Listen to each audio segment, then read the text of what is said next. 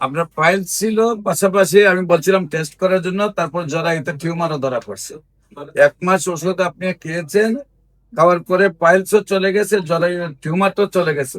আপনি আবার টেস্ট করে দেখেছেন। আসসালামু আলাইকুম ওয়া রাহমাতুল্লাহি ওয়া বারাকাতুহু। সম্মানিত দেশবাসী, আমি cancer specialist doctor SM. Sarwar. বিশেষ করে আমাদের একজন রোগী অপারেশন করার প্রয়োজন ছিল, কিন্তু 1 মাসে ওষুধের দ্বারা সুস্থ হয়েছে। আমরা তার সাথে কথা বলবো। আপনার নাম? মাকসুদা আক্তার। আপনার গ্রামের বাড়ি কোথায়? শরীয়তপুর। শরীয়তপুর তাহলে জেলা, নিজ গ্রামটা কোথায়? কি? চরচরা মাতবর বাড়ি, পোস্ট অফিস, তারপর থানা পালং, জেলা শরীয়তপুর। আচ্ছা, আপনার কি প্রবলেম হয়েছিল, কোথায় কোথায় চিকিৎসা করছেন এবং কিভাবে সুস্থ হয়েছে? সমস্যা ছিল, দেখছি দেখার পরে পরে আমার টেস্ট পাঠাচ্ছিল। ওই টেস্ট গুলো নিয়ে আমি আমার ওখানে করার পরে তারপরে জরায়ুতে ছোট একটা টিউমার ধরা খেয়েছে।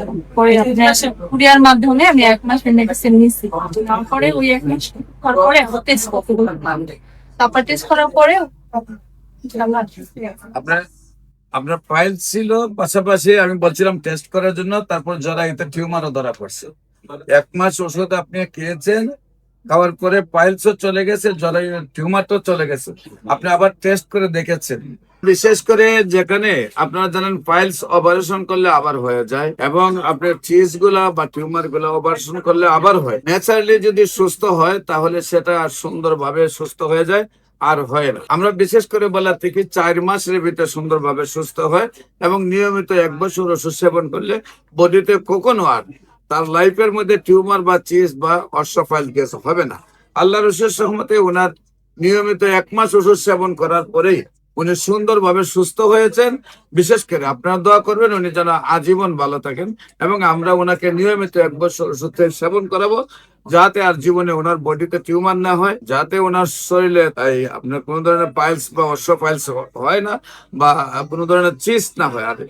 আর সবচেয়ে বড় কথা হলো নিয়মিত 1 বছর হোমিও ওষুধ সেবন করলে ওনার বডি ফিটনেস এমন হবে যে মরবার আগের দিন পর্যন্ত উনি কার উপরে নির্ভরশীল হয়ে মরতে হবে না। বডি ফিটনেস তেমন হবে। আমরা বিশেষ করে দেখি যে বাইরের কান্ট্রির লোকেরা 90 বছর বয়সে ওনারা নিজের পায়ে দাঁড়িয়ে থাকে, নিজেই বিভিন্ন দেশে সফর করে। আমরা বিভিন্ন কান্ট্রিতে গিয়ে দেখি যারা 80, 90, 100 বছর বয়সে হাফ প্যান্ট পরে সফর করে। আর আমাদের দেশে মানুষ 60 বছর বয়সে একদম অচল হয়ে যায়। আমরা যখন বয়স 40 হয় তখন বডিতে ক্যালসিয়ামের শর্ট পরে, ব্লাড সার্কুলেশন শর্ট হয়ে যায়, এবং রগগুলো শর্ট হয়ে যায়। সেইখানে যদি নিয়মিত 1 বছর এই সমস্যাগুলোর ওষুধ সেবন করা হয় তাহলে মৃত্যুর আগের দিন পর্যন্ত মানুষ বডি ফিটনেস নিয়ে চলতে পারে।